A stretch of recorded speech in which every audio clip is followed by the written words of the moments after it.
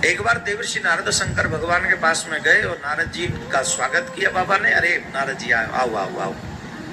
बोले महाराज मैं आपसे एक बात जानना चाहता हूँ, मेरा एक प्रश्न है। बोले क्या प्रश्न है?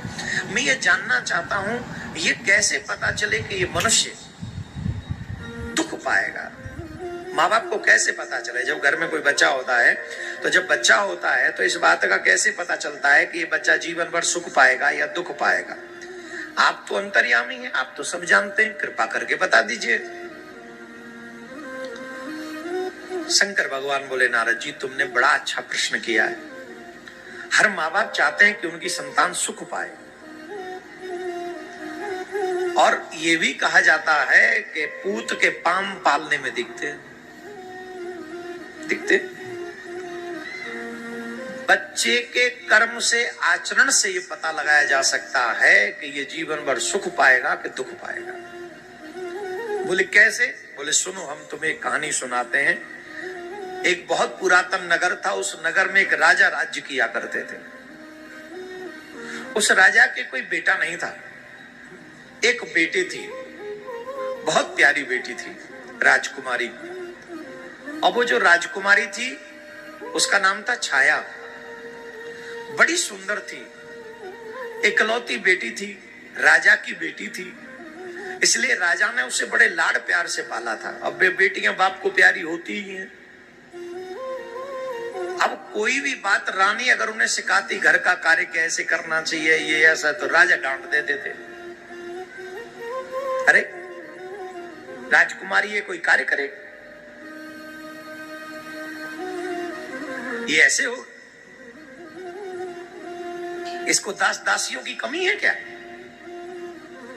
कोई कमी नहीं दास दासियों पे। बेटी चाहे राजा की हो चाहे किसी गरीब की हो, बेटी को एक कार्य में दक्ष जरूर होना चाहिए, वो रसोई में। बेटियां बुरा न माने। कई बेटियां बुरा मानती हैं, हम कोई चूल्हा चौके के लिए थोड़ी हैं। मान लो चूल्हा चौका तुम्हारे जीवन से ही हट गया तो क्या कर लोगे? काय के लिए जीवन? फिर तुम्हारा जीवन ही टिका है चूल्हा चौके पे? नहीं टिका है? बोलो। चूल्हा ना हो, चौका ना हो, भोजन ना हो तो क्या जीवन में कितने दिन जियोगे? जीवन में महत्वपूर्ण क्या है, नोट या रोटी? जवाब दो, जोर से बोलो। जीवन में महत्वपूर्ण रोटी है कि नोट है? सोने से भी ज्यादा अनमोल है रोटी। और आज दुर्भाग्य से रोटी से भी ज्यादा कीमती बना दिया नोट को और गोल्ड को। रोटी कहीं से भी मंगा के खा लेते हैं, कहीं से भी। कैसे कमा के हम, कैसे किसी के हाथ से रोटी खा सकते हैं? जवाब दो। और आज तो यही चल रहा है, कहीं से भी किसी से भी मंगा के रोटी खा लो। जबकि शास्त्र कहते हैं अगर चाहते हो तुम्हारे घर के लोगों की बुद्धि भ्रष्ट ना हो तो उन्हें बाहर का भोजन कभी नहीं कराना चाहिए। स्त्री के लिए सबसे बड़ी जिम्मेदारी है अपने पति, अपने पुत्र, इन दोनों को अपने हाथों से भोजन बना के खिलाए, हर दिन खिलाए।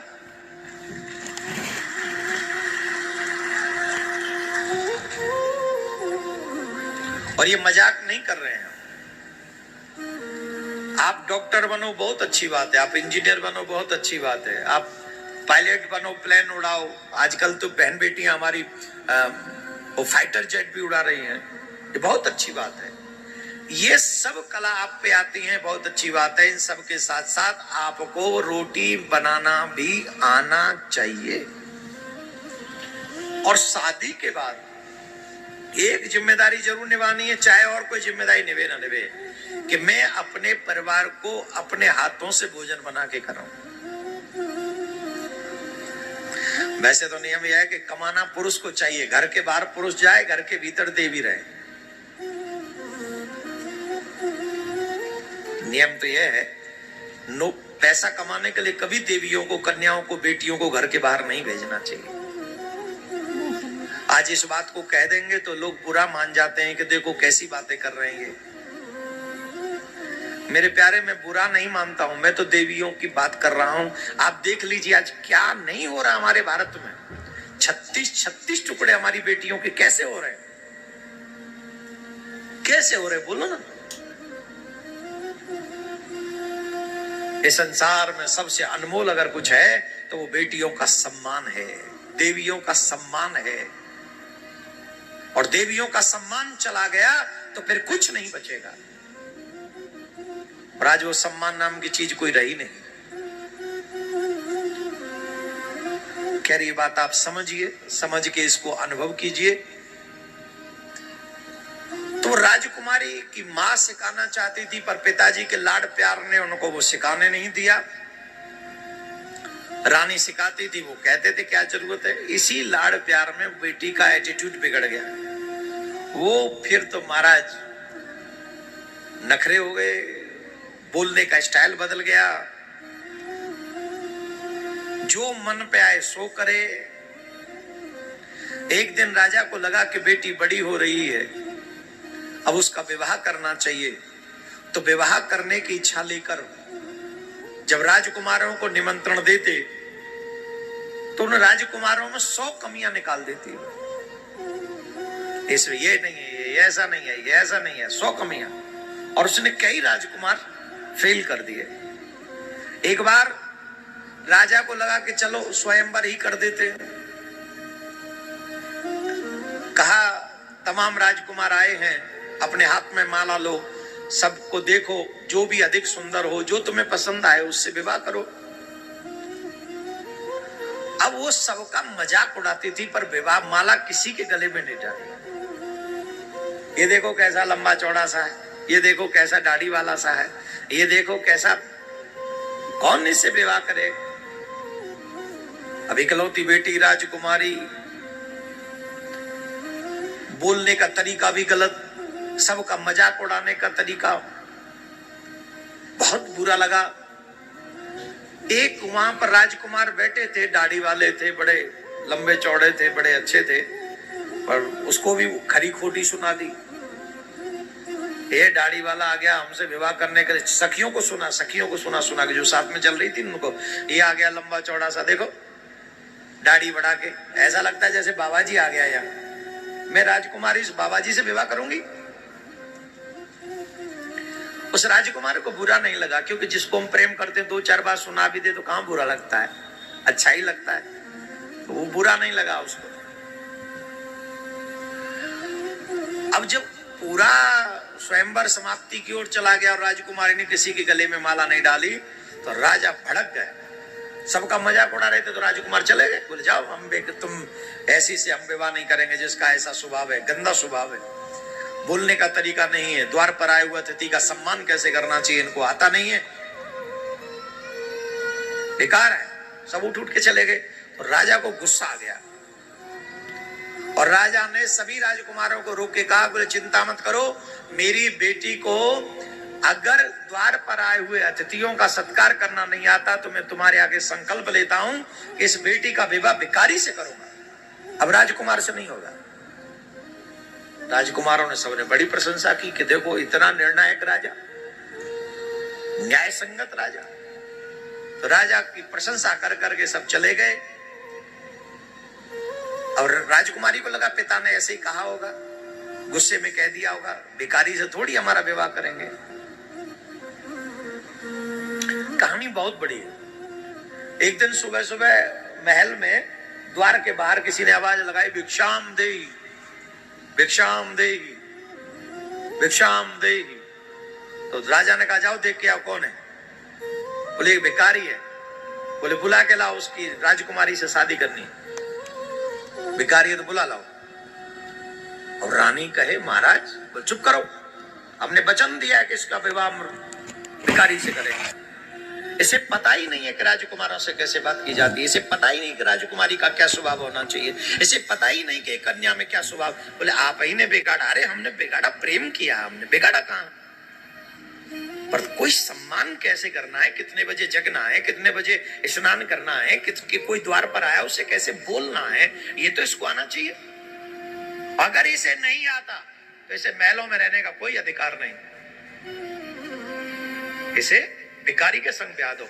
महाराज भिखारी को बुलाया, भिखारी के संग ब्याह दिया गया और भिखारी के संग ब्याह के कहा कि लेके जाओ। राजकुमारी रोए सो रोए।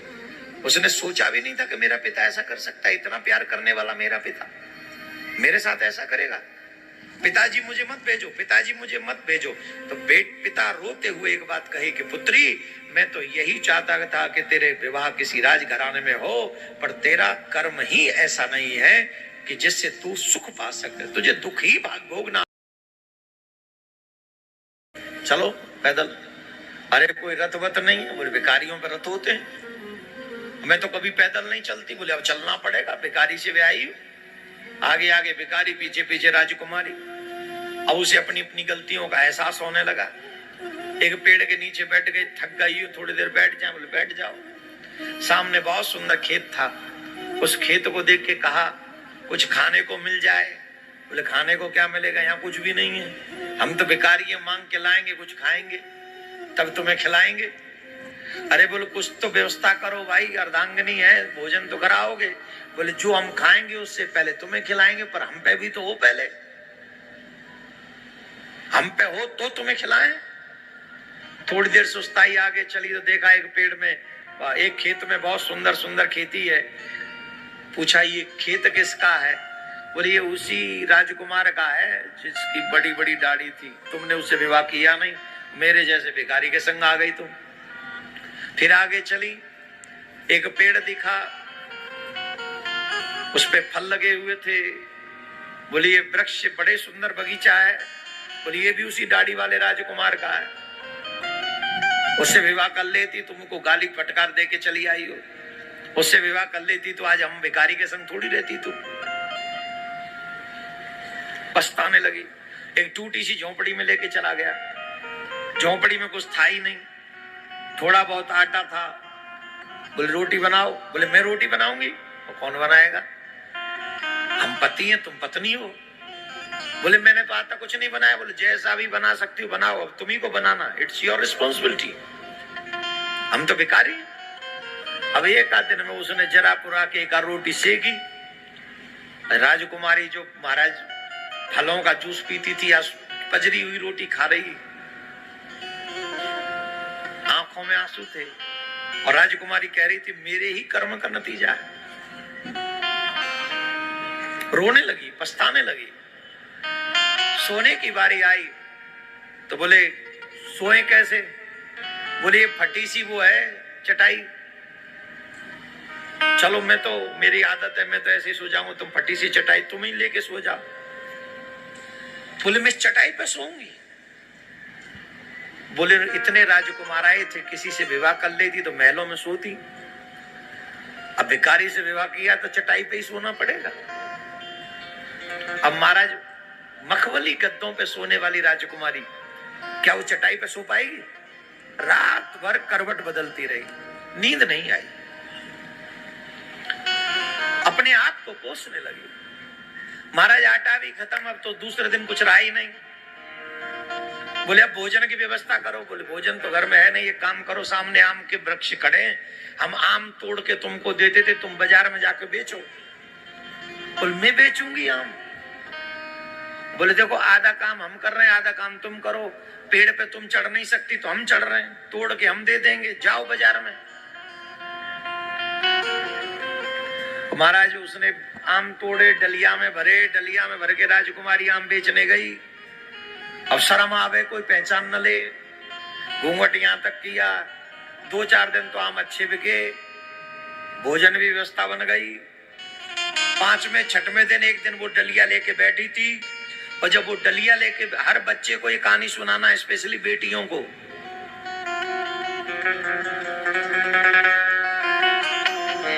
बेटे नालायक हो ना तो उनका त्याग किया जा सकता है, पर बेटियां अगर इधर उधर हो गई तो उनका क्या होगा? 2 कुल बर्बाद हो जाते हैं। 1 कुल नहीं, 2।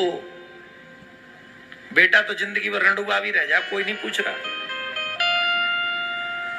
पर बेटी की बहुत बड़ी जिम्मेदारी होती है। इस संसार में बेटे का बाप होना कोई बड़ी बात नहीं है।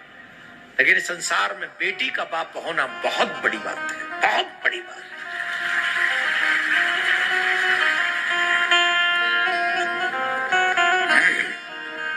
चौथे दिन वो आम की डलिया लेके गई तो वहां से एक मंत्री निकला, लात मारी डलिया में, शर्म नहीं आती। रास्ते में दुकान खोल के बैठ गई, बस 2-4 आम थे वो फूट फाट गए। रोती हुई आई, बोले हाय रे मेरी किस्मत, एक तो राजकुमारी भी बेचे आम और वहां में भी मार दे जाए लात, वो भी फूट गए आम।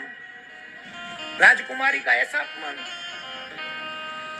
रोती रोती अपने पति के जौरे आए, बोले महाराज अच्छे पति मिले। तो क्या हुआ? बोले ऐसा ऐसी घटना घटी। बोले तुम्हें तमीज नहीं? अरे सड़क पे कोई आम बेचता, थोड़ी साइड में हो जाती, राजपथ को रोक के खड़ी होगी तो कोई भी कुछ भी कहेगा। अरे मुझे क्या पता, मैंने तो कभी महलों से बाहर निकल के देखा ही नहीं, कहां बैठूं कहां न बैठूं। तो भिखारी ने कहा यही तो गलती तुम्हारे माँ बाप की है, उनको सिखाना चाहिए। जैसे ही माँ का नाम आया तो उसे वो सारी घटना याद आ गई और उसने कहा मैं हाथ जोड़ती हूँ, मेरी माँ के लिए कुछ मत कहो, क्योंकि मेरी माँ ने तो सिखाया और मैंने कभी सीखा ही नहीं। घर कैसे चलाया जाता मैंने नहीं सीखा, मेरी माँ ने सिखाया था, मेरी माँ ने सिखाया था, मैंने ही नहीं सीखा। अरे बोले चलो तुम एक काम करो, ये सब छोड़ दो, ये काम आम बेचने वाला काम तुमसे नहीं होगा, मैं दूसरा काम ढूंढ के लाता हूँ। एक दिन गया भिखारी, फिर ढूंढ के आया, बोले फलान एक जगह राजा है, राजा की रसोई में भोजन कर बनाने की व्यवस्था मिल गई, राजा की रसोई में तुम जाके भोजन बनाओ। अरे बोले राजा को भोजन है, बिगड़ को तो वैसी मृत्यु दंड देगा। बोले यहाँ जीने से तो अच्छा मर ही जाए हम, जैसे तुम जी रही हो दुख, इतने दुख में, तो ये भी तो मृत्यु के ही समान है, थोड़ा थोड़ा सीख लेना फिर बनाना। तो महाराज राजकुमारी एक राजा के महल में रसोई बना रही, सेवा कर रही। अच्छा बताओ ये सुख है कि दुख है? जोर से बोलो, बोलो तो सही, सुख है कि दुख है? अच्छा यहाँ के लोग बोलते नहीं, ये तो है, बहुत कम बोलते।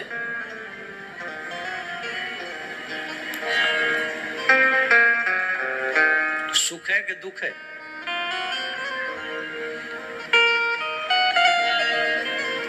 एक दिन महल के बाहर, रसोई के बाहर आवाज आ रही थी, बहुत सुंदर भव्य दिव्य कोई आयोजन हो रहा था, बड़े सुंदर सुंदर भोजन बनाए गए।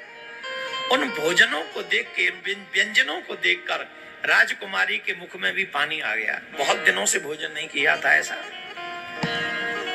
महलों में थी तो ऐसा ही करती थी, पर आज उसके मुख में पानी आ रहा था। वो सोच रही थी कि यहाँ से थोड़ा बहुत हमको मिल जाए, हम भी पाएं और अपने पति को भी पवाएं, भिखारी को भी पवाएं। तो एक डलिया में बांध लिया ले जाने के लिए। जैसे ही जा रही थी, एक बड़े से आदमी ने उसके हाथ में मारा झटका। कहां लेके जा रही? चोरी करती। देखा तो लगा कि यही राजा होगा।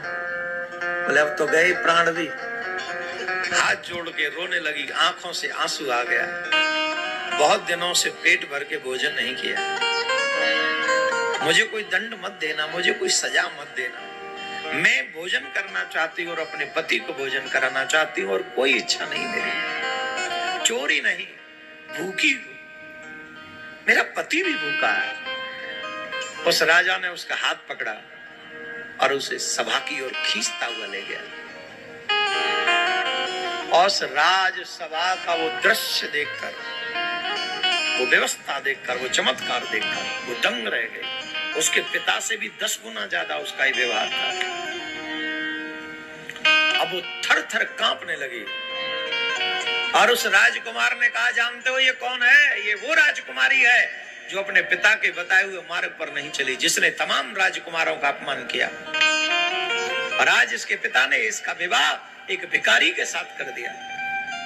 जैसे जैसे वो बोलता जा रहा था, वैसे वैसे वो राजकुमारी की आंखों से झरझर झरझर झरझर झरना बह रहा था।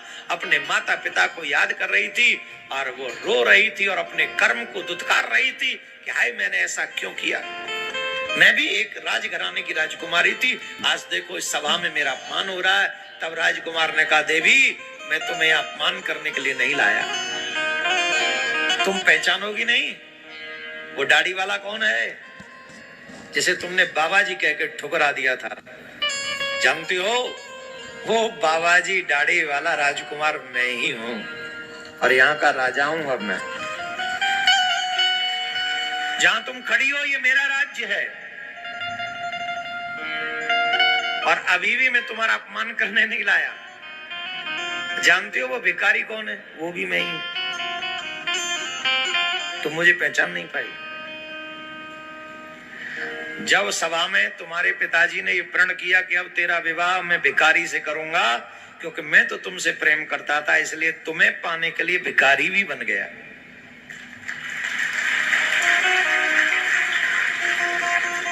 और तुम्हें कुटिया में 2-4 दिन इसलिए रखा जिससे तुम्हें हर जीवन को जीने की आदत पड़ सके। बड़े होकर कोई बड़ा नहीं होता, अपनी वाणी से बड़े होते हैं, अपने कर्म से बड़े होते हैं, अपने व्यवहार से लोग बड़े होते हैं। कई बार देखने को मिलता है छोटी छोटी बस्तियों में बड़े बड़े लोग रहते हैं और कई बार देखने को मिलता है बड़े बड़े घरों में बड़े छोटे लोग रहते हैं। ये रहे तुम्हारे माता पिता, देखो तुम्हारे माता पिता को भी नहीं पता था मैं भिखारी हूं, बस इन्होंने तो प्रण किया और मेरा विवाह कर दिया तुमसे। पर सच है कि तुम्हें सम्मान दिलाने के लिए मैं यहां लेकर आया हूं, तुम्हारे स्वभाव को बदलने के लिए लेके आया हूं। तब शंकर भगवान कहते हैं, हे देवर्षि नारद, जो अपनी वाणी पर कंट्रोल नहीं करते, जो अपने बड़ों की बात को नहीं मानते, जो अपने बड़ों के बताए हुए मार्ग पर नहीं चलते, जो धर्म पथ का त्याग कर देते हैं, वो बच्चे जीवन भर दुख ही पाते हैं और उनके कारण उनके माँ बाप